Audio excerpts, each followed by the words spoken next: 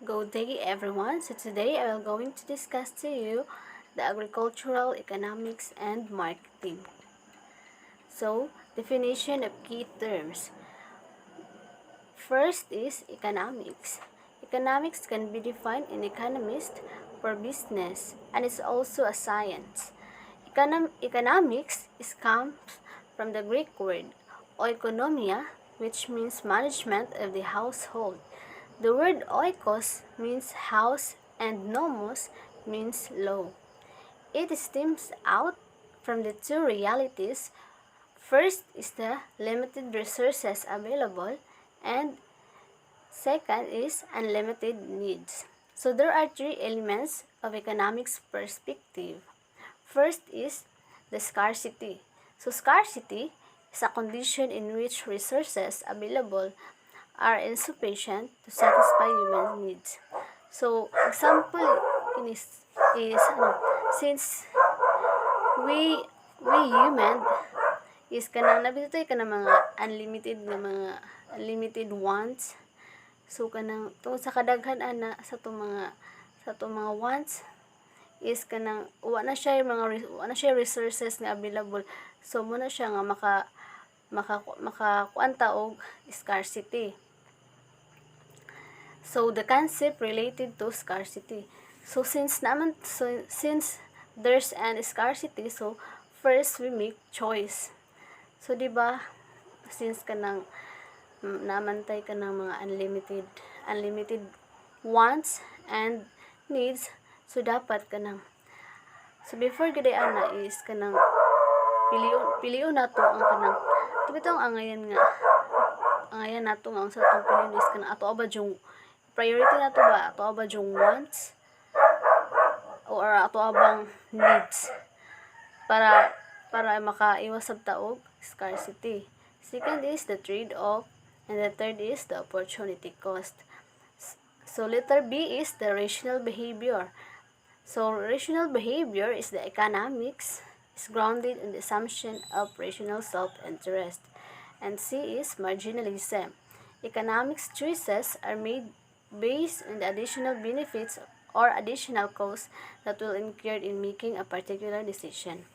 And the second is the foundation of economics. So ang foundation of economics is naa siya ito. So we have limited resources and we have unlimited ones.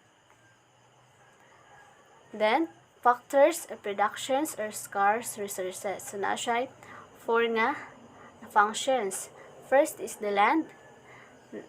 Second is the capital or the investment goods, the labor, and the last is the entrepreneurial ability or the entrepreneurship. Then, the unlimited needs and wants. So, wants. What is wants? So, wants are the desires of consumers to obtain and use various goods and services which gives pleasure or satisfaction. It is generally classified as necessities and a luxury. So example ana sa tong wants is kining mga clothes, mga sanina kining gusto nato nga paliton. So kay naman ka ng unlimited biya atong mga wants. Tas limited lang ang mga resources. So dapat is pilion na to siya unsa jud ang atong ngayon bitaw unsa jud ang dapat. And then, so muna siya ang example sa kanang wants, kanang mga, like, kanang luxuries o mga necessities.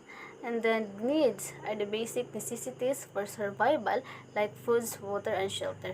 So, dapat, muna atong needs, so dapat, muna ni ato i-priority, no, kining foods, water, and the shelter. Then, third is the economic theories. So, theory is a set of related principles providing insight into the operation of some phenomena. Then, a theory consists of three. So, ang theory nagkonsist siya of to law. First is a set of definition that clearly defines the variables to be used. Second is a set of assumption about the behavior of the variables, and the third one is the prediction that are deduced from the assumption of the theory and can be tested against actual empirical observation.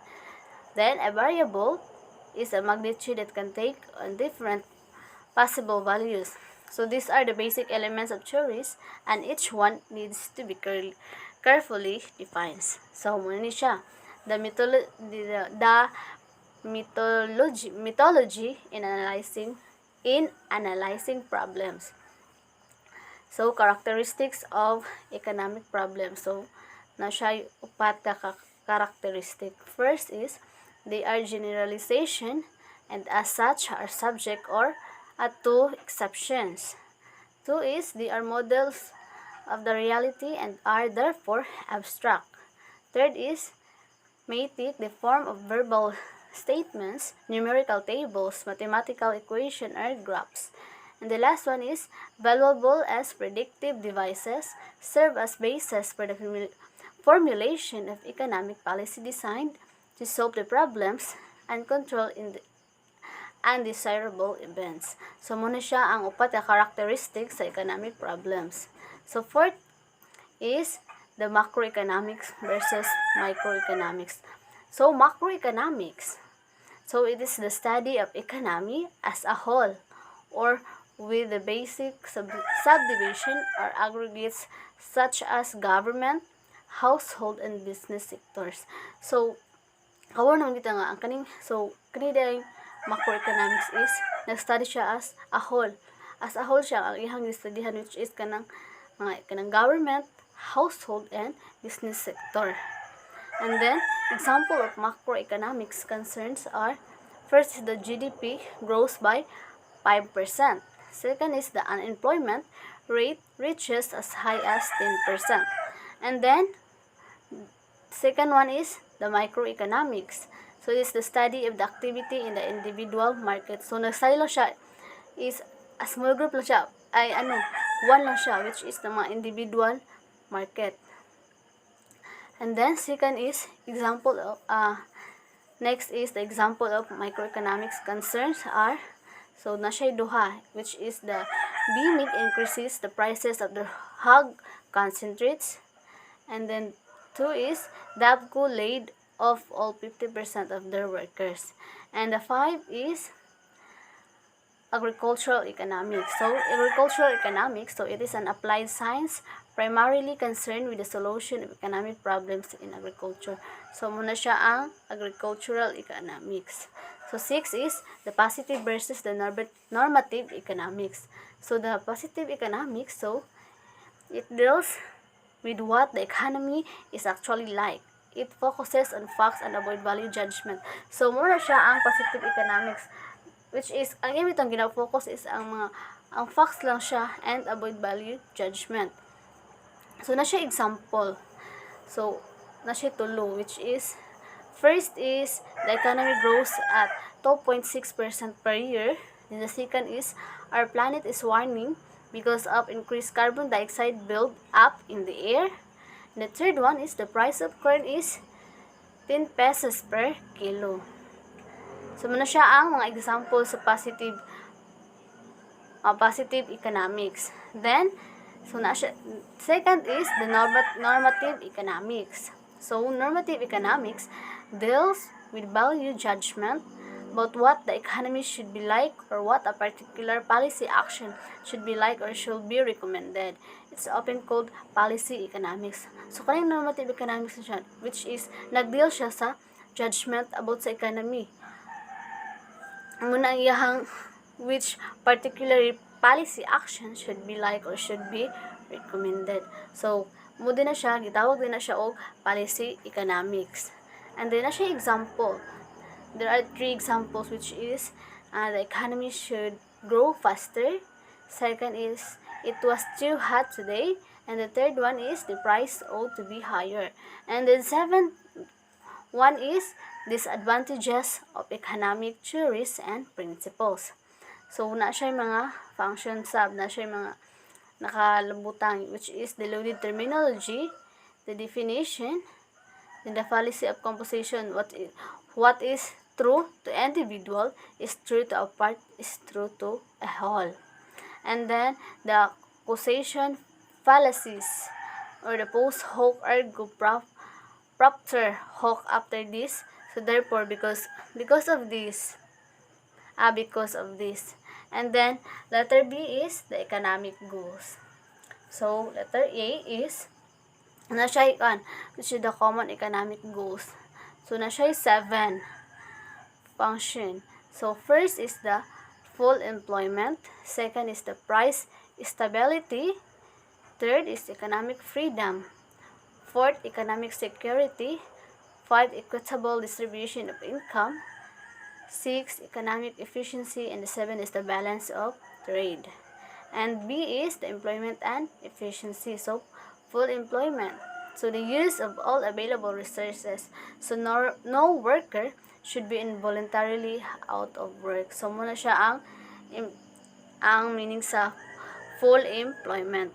Then second is the full production. So this means that all employed resources should be used so that they provide the maximum possible satisfaction of our material wants.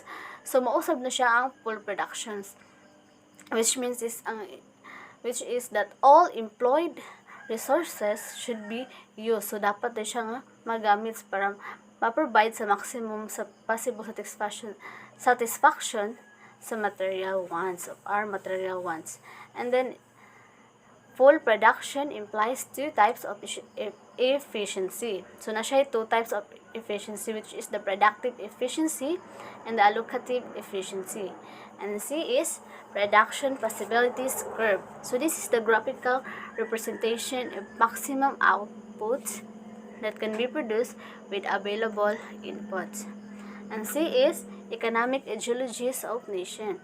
First is the basic economic problem. So the fundamental economic problem facing all societies is that of scarcity. So mo gid na atong sa ato agid sa economic na to, which is we are facing scarcity.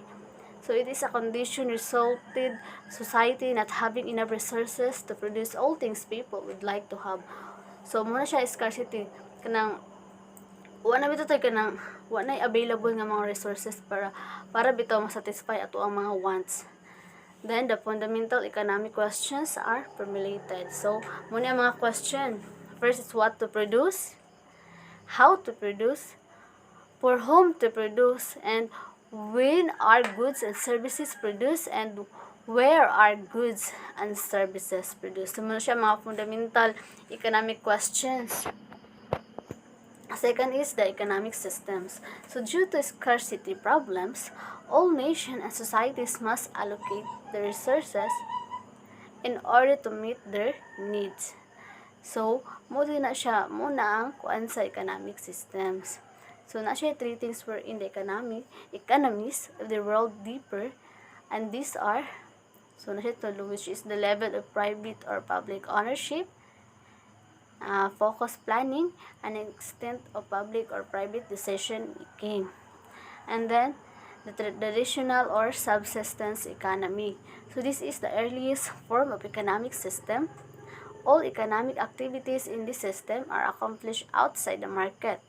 Only barter system is practiced as form of exchange of trade. So kini traditional subsistence economy is ang kuan diri is only barter system lang is practiced as form of mag-exchange or mag-trade. Then the capitalism or market economy, free enterprise or the laissez-faire. So in this system, the means of production is owned and controlled by private individuals or groups. So gina-own siya or gina-control siya sa private individuals or groups.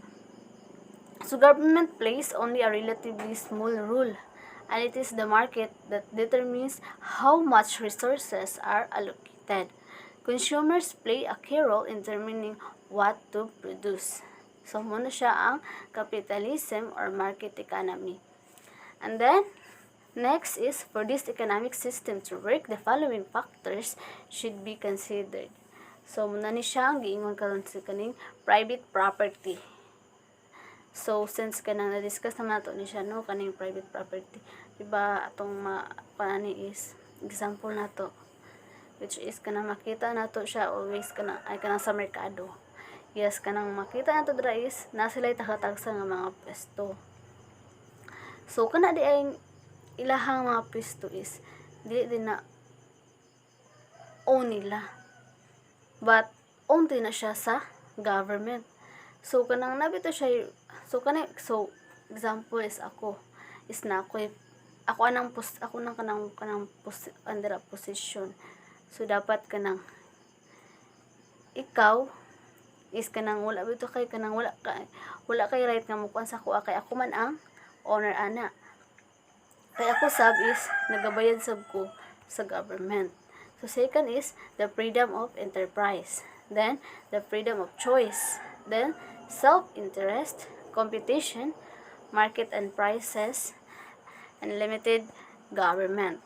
Then the common economy and the communism. So in this system, the economic decisions are made by the government. No person may independently decide to open or run a business.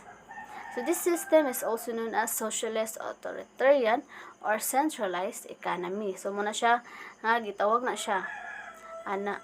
So the production are owned by the government. So ang production na is na-own din na siya sa government. So the second is next is the fascism.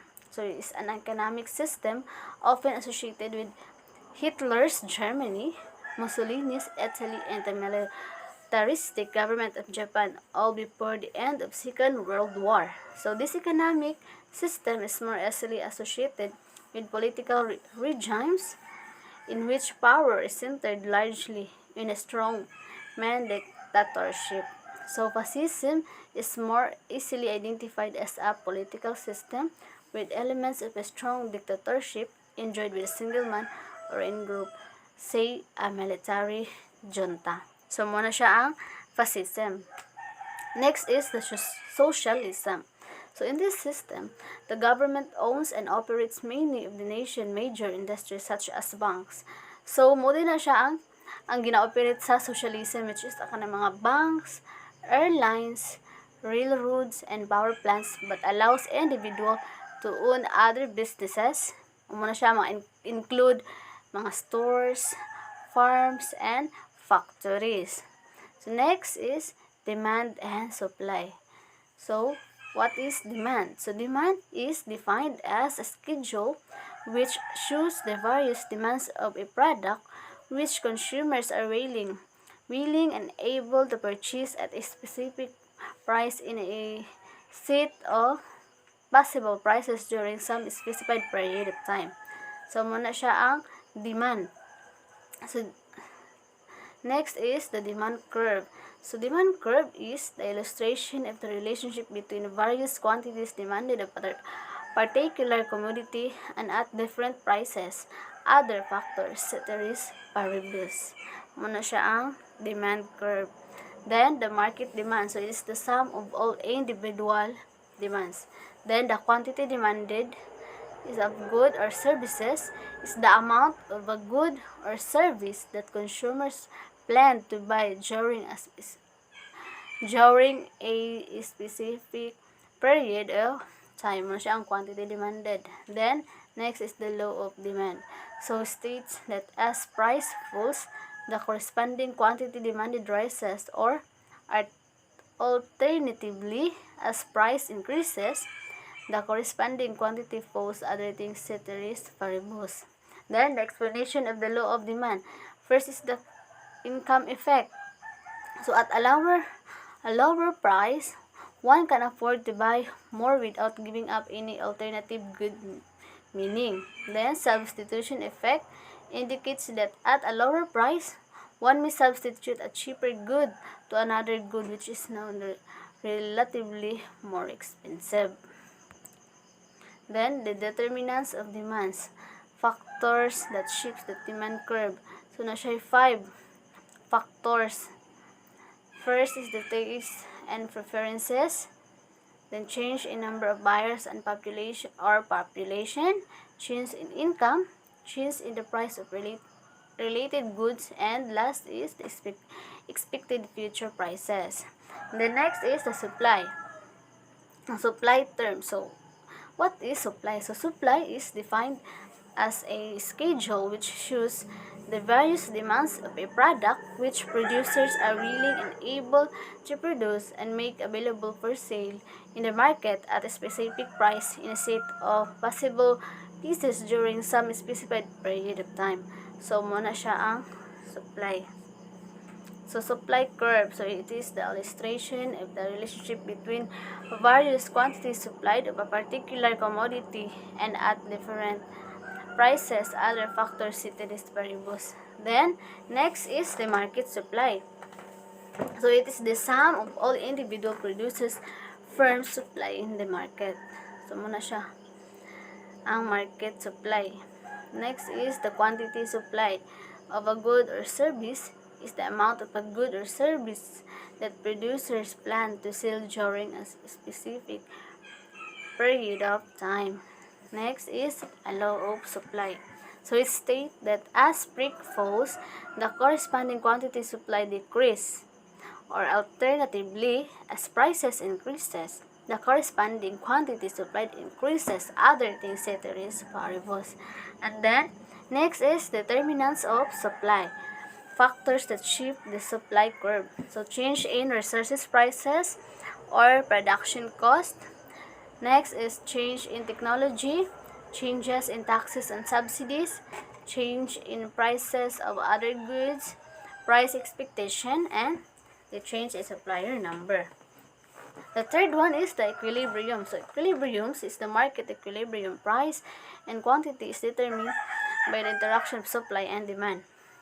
So muna siya ang equilibrium. Then the market equilibrium is the prices refers to the price where quantity supplied and quantity demanded are equal.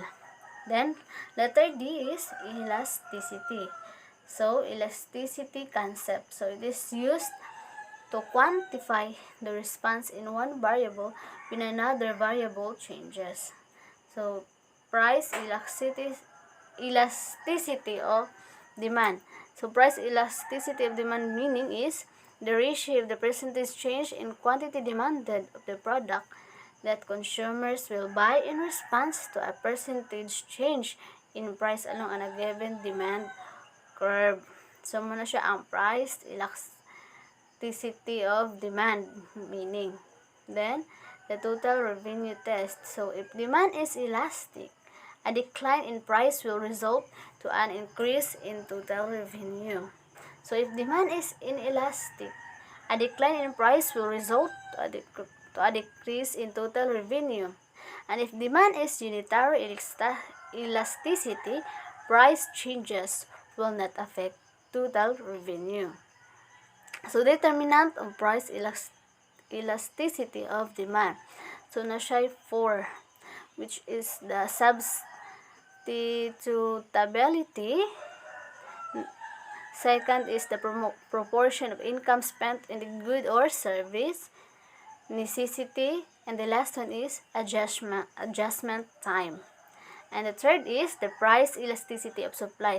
Price elasticity of supply meaning. So the ratio of percentage change in quantity supplied of the product that producers are willing to sell in response to a percentage change in price along a given curve. So muna siya ang price elasticity. Then this the determinants of the price elasticity of supply. So na siya duha, which is the substitutability of resource and adjustment time or time frame for the supply decision. Then the fourth is the income elasticity of demand. So it is the ratio of a percentage change in quantity demanded of a product that consumers will buy in response to a percentage change in income. And the 5 is the gross price elasticity. So it is the ratio of the percentage change in quantity demanded of a product that consumers will buy in response to a percentage change in other goods. Next is microeconomics. So, may naman tayo, so nakabato, what is microeconomics? So, which is, nag-study siya sa economic in a small or one only one. So, consumer theory and choice. So, there are two approaches in the study of consumer choice and demand. So, first is the utility or the cardinal approach. Second is the indifference curve analysis or the ordinal approach. So, B is the theory of production. So, nasa ko production concept. So, first is the production. So, this is the process of creation of goods and services to satisfy human wants. So, muna siya ang production. Magkuan siya na siya process sa creation sa goods and services para makasatisfy siya sa human needs. Human wants rather. Next is the inputs. So resource are the means of the ingredients used to produce a product. So muna siya ang input. Next is the production function. So shows the maximum quantity of the commodity that can be produced per unit of time for each set of alternative inputs. And then the third is the production with two variable input. So the long run. So it is an isoquant, shows that the different combination of two inputs, say labor and capital, with which a firm can produce a specific quantity of outputs. Next is the marginal rate of technical substitution of labor per capital or the MRTS. So it is refers to the amount of key that a firm can give up by increasing the number of L used by one unit and still remain in the same isoquant. C is the price and output determination. So first is the under pure computation, the total approach. So na siya kung perfect or the pure computation is characterized by. So na siya ni A1 and first is a large number of sellers and buyers of the commodity, each too small to affect the prices of the commodity. Next is the outputs of all firms in the markets are homogeneous. Then perfect mobility of resources. Then consumers, resource owners, and firms in the market have perfect knowledge of present and future prices and costs. The last is no restrictions in the entry in the industry. So in pure computation markets, such as most in agricultural products, so price is given by the intersection of market supply and market demand curve. So second is under pure monology. So it is referred to the form of market organization in which there is a simple firm producing a commodity for which there are no close substitute. So muna siya ang under pure monology. The third one is the under oligopoly. So what is oligopoly? So oligopoly is a market organization in which there are a few sellers of a commodity so that the action of each sellers affect the other seller. So the following of the 6 different models of oligopoly. So na siya 6 following. So which is the Carnot model, second is the Bertrand model, third Chamberlain model, then the canned demand curve model, fifth is the centralized cartel model, and the last one is the price leadership model. So fourth is the under monopolistic computation. So it is refers to the market organization in which there are many firms selling closely related but not identical commodities. So muna siya ang under monopolistic computation. And then next is macroeconomics. So beginnings of macroeconomics. So macroeconomics is concerned with performance of the economy as a whole or with large sectors of it such as government, business, firms, and households. So muna siya ang macroeconomics which is kanang nag-study siya as a whole. Which is kanang governments, business, firms, and household. So muna siya ang studyhan sa macroeconomics. So na siya the roots of macroeconomics. So 1930s, Great Depression of US economy in 1929 began 1.5 million unemployed. In 1933, 13 million unemployed out of 51 million labor force. Then 1936, John Maynard Keynes published the book the general theory of employment, interest, and money. Then 1960s, Walter Hiller, chair of the Council of Economic Advisors, coined the term fine-tuning. And the second is the components of the macroeconomy. So, nasa the private sectors, which is the household and firms, then the government or the public sector, and the rest of the world is the internal sector. International sector rather. And the transfer payments. So transfer payments are cash payments made by the government to people who do not supply goods, services, or labor in exchange of these payments. So muna siya ang transfer payments. And then third is, so there are three market arenas. So first is the good and services market. Second is the labor market. The third is the money or the financial market. So next is the national income accounting. So nasa 8, which is the national income accounting and the NIDA.